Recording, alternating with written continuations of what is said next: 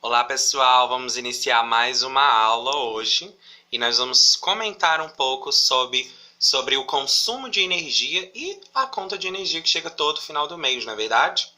Bem, a gente entende que a partir da Revolução Industrial houve um aumento significativo no consumo de energia, até porque a Revolução Industrial, né, como esse marco inicial no aumento dos impactos ambientais, impulsionou o crescimento da população, que consequentemente aumentou o consumo de energia e provocou o aumento de problemas ambientais, vários desses problemas ambientais gerados por fontes de energia não renováveis, como nós já estudamos nas nossas aulas presenciais. Bem, nós sabemos que ao final de todo mês, a Companhia de Distribuição de Energia Elétrica, no nosso caso a Cosern, envia uma fatura cobrando o custo dos kilowatts ou kilowatts hora que são utilizados na nossa casa. E isso gera um custo e, consequentemente, esse custo precisa ser reparado e pagado, para que dessa forma a gente consiga ter o fornecimento tranquilo e contínuo nas nossas residências. Bem, e quando a gente fala em consumo de energia elétrica, primeiro a gente precisa lembrar que é necessário fazer um consumo de energia consciente.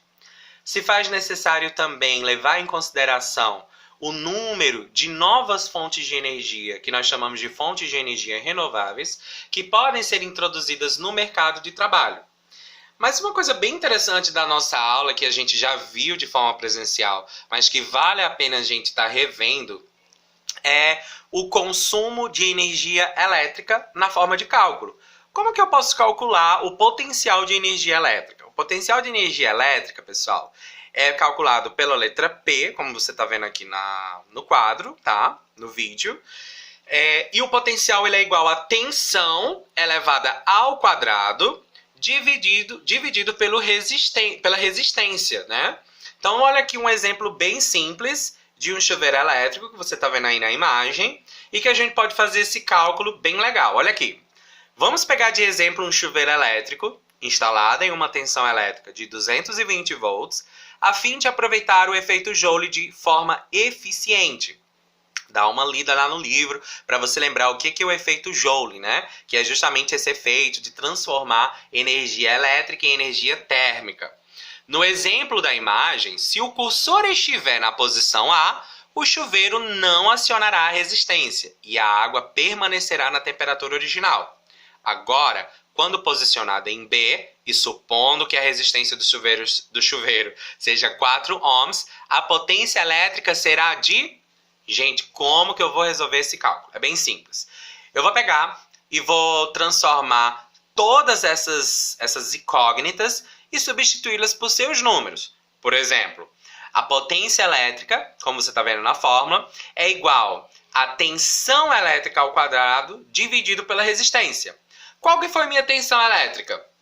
Observa que no exemplo do slide, a tensão elétrica foi de 220 volts. E qual foi minha resistência? Tá aqui embaixo, 4 ohms. Então, eu adiciono 220 ao quadrado. Por que está ao quadrado? Porque a fórmula é elevando a tensão elétrica ao quadrado, beleza? Então, você vai colocar tensão ao quadrado. No caso, a tensão elétrica, 220 volts ao quadrado. Dividido pela resistência, que foi de 4 ohms. Você eleva ao quadrado 220 e depois você pega esse número e divide por 4. O que vai dar aqui 12.100 watts. Só que preste atenção aqui, galera. Se o cursor estiver na posição C, a resistência elétrica será maior que a relativa à posição B. Com o valor hipotético de 8 ohms, que é a resistência elétrica, tá? Pode-se obter a potência de chuveiro na mesma tensão elétrica. Então, preste atenção. Aqui você tem uma relação de potência elétrica e resistência elétrica. Você vê que a potência elétrica é inversamente proporcional à resistência elétrica. Isso significa dizer que quanto mais eu aumento a potência elétrica de um determinado aparelho eletrônico, menor será a resistência elétrica, tá, galera? Então, olha aí comigo. Potência elétrica é igual a... Cadê a tensão elétrica? 220 volts, que a gente já tinha visto aqui no slide anterior, ó, é o mesmo exemplo. Só que dessa vez eu aumentei a resistência do aparelho, do chuveiro elétrico. E quando eu aumentei a resistência, olha o que aconteceu com o potencial elétrico, ó. O potencial elétrico diminuiu. Olha aqui. Aqui ele era 4 ohms, a resistência elétrica, R, e o potencial elétrico deu igual a quanto? A 12.100 watts. Quando eu aumentei a resistência elétrica, olha o que aconteceu. O potencial elétrico ficou de 6.050 watts. Isso quer dizer o quê? Leia aqui comigo. A energia elétrica é diretamente proporcional à potência elétrica. Portanto, quanto maior for a potência, maior será a energia elétrica a ser transformada em energia térmica. Por isso que nós precisamos dos resistores, galera, para que eles possam fazer o controle, tendo em vista que os nossos aparelhos eletrônicos não entrem em um colapso, em um curto-circuito, porque ficaram quentes demais, beleza? Olha, e se a gente pegar esse mesmo exemplo e supor que uma pessoa more sozinha, tá? E que ela tome por dia 2 banhos de 15 minutos. No final do mês, o total do banho será como? Então você pega aqui. Se ela toma 2 banhos e cada banho dura 15 minutos, eu multiplico isso por 30 dias, que dá um total de quanto? 90 minutos. Aí você tem que lembrar que você tem que transformar em horas. Aí você pergunta, professor, por que eu tenho que transformar em hora? Você tem que transformar em hora porque o cálculo da energia elétrica, ele é dado em quilowatts ou kilowatts hora, beleza? Então a gente transforma isso aqui em hora, faz aquele cálculo. 1 hora tem 60 minutos. Quantas horas tem? 900 minutos. Faz a regra de 3 e eu vou ter aqui 15 horas de banho. Professor, e como que eu calculo a energia consumida, então, por essa pessoa nesse banheiro? Desculpa aí, galera.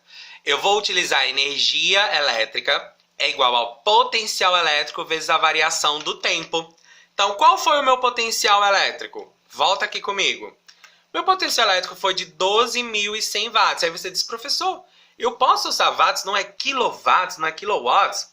Gente, pega esse número que você está vendo aí em tela, do potencial que está em watts, e divide ele por 1000, que aí você vai ter o potencial em kilowatts. Olha aqui comigo, eu já dividi o número 12,1, né? Tá até aqui no slide para vocês verem. Então, 12,1 vezes 15, 181,5 kWh. Então, a cada hora, esse chuveiro consome 181,5 kW. Como é que eu faço para realizar o cálculo do custo? Muito simples, gente. Eu faço essa multiplicação. 181,5 vezes 0,46, que no caso é uma das tarifas que existem. No caso, só esse chuveiro elétrico vai consumir R$ 83,49. Vocês podem olhar aí no livro que vocês vão ter algumas atividades semelhantes a essa para que vocês possam estar praticando e me enviando depois. Gente, devemos avaliar o quanto a energia elétrica ou quanto de energia elétrica o equipamento necessitará para operar. E com base nessa informação, a gente precisa analisar se a eficiência energética favorece a escolha desse equipamento. Há alguns anos atrás, as companhias elétricas foram obrigadas, no caso as indústrias, as fábricas de aparelhos eletrodomésticos, foram obrigadas a ter isso daqui, ó, um avisozinho que demonstra qual é o consumo de energia. O mais eficiente é o A. Então, quando você for comprar qualquer aparelho eletrônico, ventilador, micro-ondas, analise se ele está no A, porque ele é o aparelho mais econômico, tá, gente? Por último, nós temos que falar do sistema Smart Grid, né? Ou sistema Smart Grid. Que é o que é esse sistema? Esse sistema, como você pode ver aqui no nosso slide, ele é uma rede elétrica inteligente, como o próprio nome fala. Na rede elétrica inteligente, você vai ter a utilização, olha aqui, de diversas matrizes energéticas diferentes de acordo com a necessidade. vários países e várias cidades, como Londres, Paris e algumas cidades dos Estados Unidos, já utilizam essa rede elétrica inteligente, com a função de distribuir eletricidade de forma mais eficiente, gastando menos energia, consumindo menos e fazendo com que a energia que seja utilizada na maioria das vezes seja uma energia limpa e acessível.